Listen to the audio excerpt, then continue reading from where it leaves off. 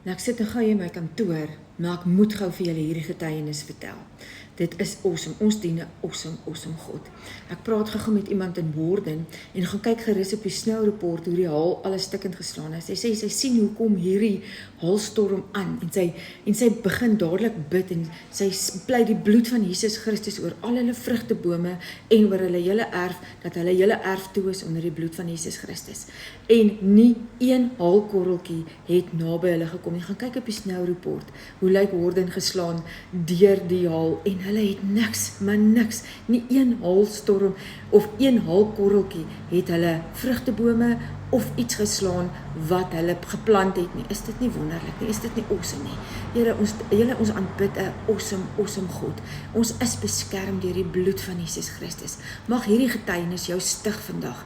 En ja, mag jy weet dat jy die Almagtige aan jou kant het. En die bloed van Jesus Christus het nie verniet vir ons gevloei nie. Hê 'n awesome dag.